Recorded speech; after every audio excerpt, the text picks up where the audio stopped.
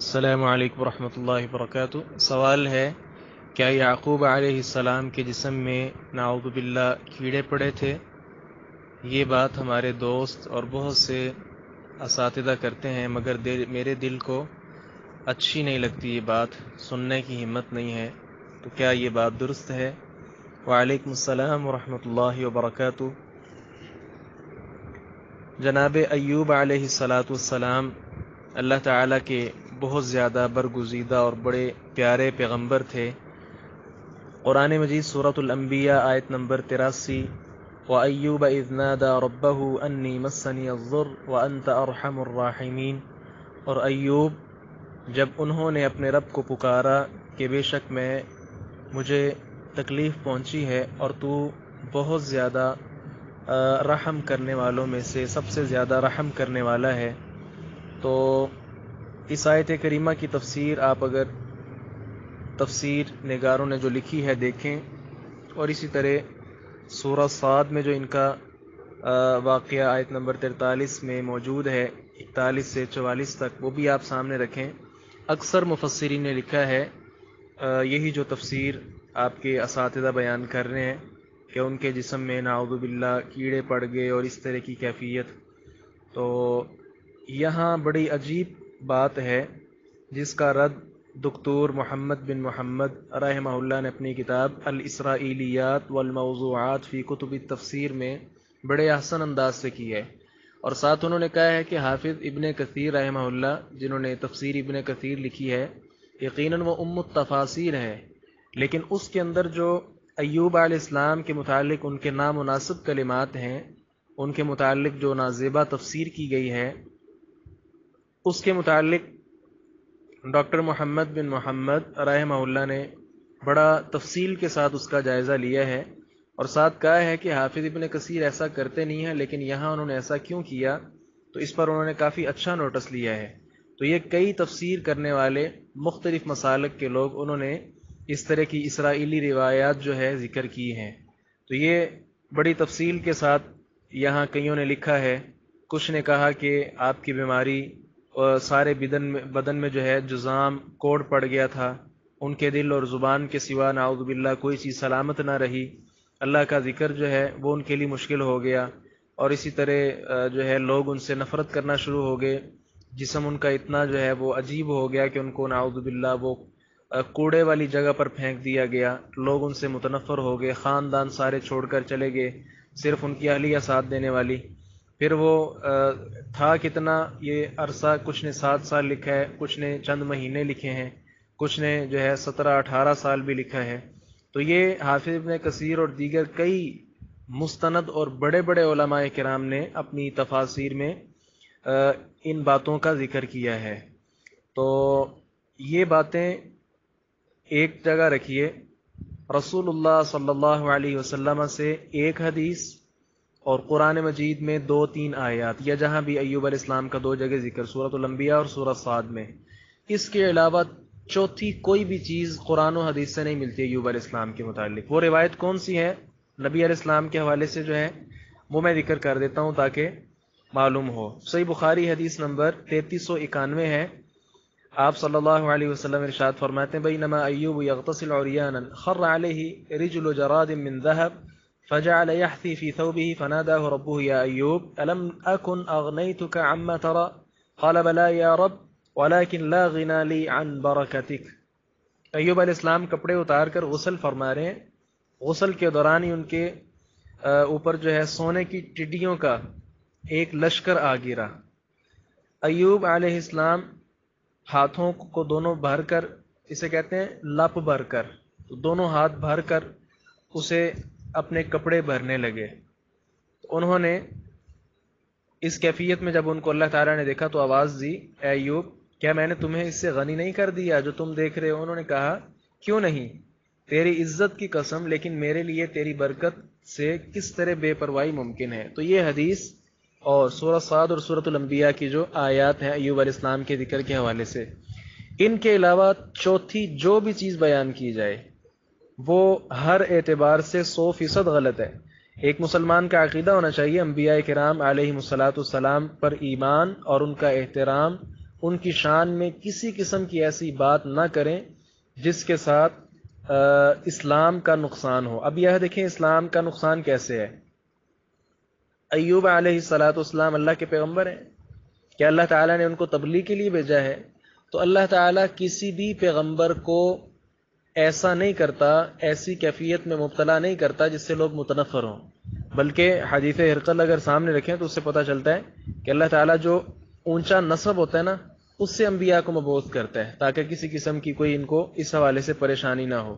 اور ساتھ یہ کہنا جی وہ ان کی بیوی گھروں میں کام کرنا شروع ہوگی، یہ ہمارے اکثر خطباء بھی اپنی جو ہے خطبات میں اور اپنی تقاریر میں یہ واقعہ بیان کرتے ہیں اور بڑا رلاتے ہیں لوگوں کو، جی ایسا ہوا ان کی بیگم نے آگے لوگوں کے گھروں میں کام کرنا شروع کر دی، حتیٰ کہ اپنے سر کے بال اتار کر وہ بیچ دیے۔ یہ کتنی عجیب اور نامناسب چیزیں ہیں۔ حقیقت کیا ہے؟ اس قسم کی ساری داستانیں بے بنیاد ہیں، نہ ہی عقل سلیم اس کو برداشت کر سکتی ہے اور نہ ہی مفسرین نے جو یہ نقل کیا ہے، مفسرین کی باتوں پر اس حوالے سے ہمارا ایمان ہو سکتا ہے۔ ایوب علیہ السلام پر آنے والی بیماری ہرگز بھی ایسی نہیں تھی جس سے کوئی نفرت ہو، کیونکہ یہ ان کے منصب جو ہے اس کے خلاف، بلکہ وہ اس قسم کی کوئی بیماری تھی جس سے جسم پر ظاہری کوئی نشان بھی نہیں تھا، جیسے درد ہوتا ہے اب اس کا ظاہری نشان نہیں ہے، تو اس طرح کی کوئی بیماری تھی۔ تو اللہ تعالیٰ نے آگے سے کیا کہا جب انہوں نے ایوب علیہ السلام، اب دیکھیں ان کا صبر بھی کمال درجے کا ہے، بہت زیادہ لمبی بیماری پر انہوں نے واویلا شکوہ نہیں کیا، اور اللہ تعالیٰ سے ڈائریکٹ یہ بھی نہیں کہا کہ اللہ مجھے شفا دے دے، بلکہ کیا کہا؟ انی مسنی الضر وانت ارحم الراحمین، مجھے تکلیف پہنچ رہی ہے حالانکہ تو بہت زیادہ رحم کرنے والا ہے، یعنی اللہ تعالیٰ کے رحم کو وسیلہ بنا کر اپنی بیماری کو جو ہے اس کا اظہار کر رہے ہیں۔ تو قاضی ابو بکر ابن العربی رحمہ اللہ کی بات بھی بڑی زبردست ہے، وہ کہتے ہیں کہ ایوب علیہ السلام کے معاملے میں کوئی بات بھی ثابت نہیں ہے سوائے اس کے جو سورۃ الانبیاء اور سورہ انبیاء آیت نمبر 83 ابھی جو ہم نے سنی، اور اسی طرح دوسری سورہ صاد آیت نمبر 41 کیا ہے؟ انی مسنی الشیطان بنصب وعذاب، دو آیات یہ اور ایک حدیث جو بھی آپ نے بخاری کی سنی، اس کے علاوہ تیسری کوئی بات بھی ثابت نہیں ہے۔ یہ جو اسرائیلی روایات ہوتی ہیں نا، ان کے اندر ایسی تفسیریں ملتی ہیں جی ان کو نعوذ باللہ یہ ہو گیا وہ ہو گیا، تو اسرائیلی روایات جو ہیں ان کے نزدیک ان کے بارے میں علماء کا متفقہ موقف ہے کہ قطعی طور پر یہ روایات متروک ہیں۔ جناب عبداللہ ابن عباس فرماتے ہیں یا معاشر المسلمین کیف تسألون اہل الکتاب وکتابکم الذی انزل علی نبیہ صلی اللہ علیہ وسلم احدث الاخبار باللہ تقرؤونہ لم یشب وقد حدثكم الله أن أهل الكتاب بدلوا ما كتب الله وغيروا بأيديهم الكتاب فقالوا هذا من عند الله ليشتروا به ثمنا قليلا أفلا ينهاكم ما جاءكم من العلم عن مساءلتهم ولا والله ما رأينا رجلا منهم قد يسألكم عن الذي أنزل عليكم۔ یہ صحیح بخاری حدیث نمبر 2685 آپ سامنے رکھیں۔ عبداللہ ابن عباس کی بات کا مطلب کیا ہے؟ اے مسلمانوں کی جماعت، تم اہل کتاب سے کس طرح سوال کرتے ہو جبکہ تمہاری کتاب جو نبی پر نازل ہوئی ہے اللہ تعالیٰ کی طرف سے آنے والی خبروں میں سے سب سے تازہ ہے، یعنی ابھی یہ قرآن نازل ہوا ہے نا، تم اس سے اس حال میں پڑھتے ہو کہ اس میں کوئی ملاوٹ بھی نہیں ہے۔ اللہ تعالیٰ نے تمہیں بتا دیا ہے کہ اللہ تعالیٰ نے جو لکھا تھا اہل کتاب نے اسے بدل دیا، اور انہوں نے اپنے ہاتھوں سے اللہ کتاب میں تبدیلی بھی کی اور کہا یہ اللہ کی طرف سے ہے تاکہ اس کے ساتھ بہت تھوڑی قیمت حاصل کریں۔ تو کیا تمہارے پاس جو علم آیا ہے اور تمہیں ان سے سوال کرنے سے منع نہیں کرتا؟ نہیں، ہرگز نہیں، اللہ کی قسم ہم نے ان سے کسی آدمی کو بھی تم سے اس کے متعلق سوال کرتے ہوئے نہیں دیکھا جو تم پر نازل کیا گیا ہے۔ تو ان کی بات کا مفہوم کیا ہے؟ عبداللہ ابن عباس فرمانا چاہ رہے ہیں کہ پرانی جو گزشتہ کتابیں ہیں ان کے اندر تبدیلی بھی ہو چکی ہے، لوگوں نے اپنی طرف سے آیات گھڑ لی ہیں، تو یہ جو قرآن آیا ہے تم اس پر ہی کفایت کیوں نہیں کرتے؟ سابقہ کتابوں کی طرف کیوں دیکھتے ہو؟ اسرائیلی روایات کو سامنے کیوں رکھتے ہو جبکہ وہ لوگوں کی اپنی اختراع ہے؟ اللہ تعالیٰ نے جو آیات نازل کی انہوں نے رد و بدل کیا ہے۔ اب ہو سکتا ہے یہ انبیاء کے دشمن ہیں، یہ لوگ انبیاء تو دور کی بات ہے، یہ نعوذ باللہ اللہ تعالیٰ کے دشمن ہیں، اللہ تعالیٰ کے بارے نعوذ باللہ گھٹیا باتیں کہ اللہ فقیر ہے ہم غنی ہیں، ان اللہ فقیر ونحن اغنیاء، اللہ فقیر ہے ہم غنی لوگ ہیں۔ انہوں نے تو اس طرح کی جو ہے نازیبا جو ہے باتیں کی ہیں اللہ تعالیٰ کے بارے میں، انبیاء کو کیسے چھوڑیں گے یہ؟ انبیاء کو قتل کرنے والے یہی لوگ ہیں، تو انبیاء کے حق میں یہ آواز کیسے اٹھا سکتے ہیں؟ اللہ تعالیٰ نے کہیں بھی انبیاء کی توہین نہیں کی، بلکہ انبیاء پر ایمان لانے کا حکم دیا ہے، اور جس کا تمام انبیاء کرام میں سے ایک نبی پر بھی ایمان نہیں ہے اس کو مومن نہیں کہیں گے۔ تو یہ جو چاہتا ہے جیسے چاہتا ہے، بڑے سے بڑا ہو، انبیاء کرام علیہ الصلاۃ والسلام کے بارے جو بات بھی نازیبا کہے وہ قبول نہیں کی جائے گی۔ اب کتنی گھٹیا بات ہے کہ نعوذ باللہ کوڑے پر ان کو پھینک دیا گیا۔ بھئی انبیاء ایسے ہوتے ہیں کہ اللہ تعالیٰ ان کی مدد نہیں کرتا؟ اس چیز سے بچیے، ان اعتراضات سے، ان بیانات سے، ان کلپ سے بچیے جن کے اندر انبیاء کی توہین کی جا رہی ہے۔ اور بھائی یہی تو انبیاء کرام اللہ تعالیٰ کی طرف سے بھیجے گئے ہماری ہدایت کے لیے۔ اگر ان کو گندا کہنا ہے، ان کو برا اپنے کہنا ہے، تو پھر اللہ تعالیٰ کے ہاں ہم کیسے سرخرو ہو سکتے ہیں؟ اللہ تعالیٰ کے ہاں سرخروئی یہی ہے انبیاء کرام علیہ الصلاۃ والسلام سب پر ایمان ہو۔ ایک بڑی دلچسپ بات کیا ہے، جناب یونس علیہ السلام، ان کے بارے نبی علیہ السلام نے ارشاد فرمایا کہ مجھے یونس پر برتری نہ دو۔ اسی طرح دیگر انبیاء کے بارے میں بھی آپ نے فرمایا کہ مجھے ان سے افضل نہ جانو۔ تو دیکھیں، ایک نبی جن کو خود پتا ہے کہ میں سب سے افضل ہوں، اللہ تعالیٰ نے کہہ دیا آپ سب سے افضل ہیں۔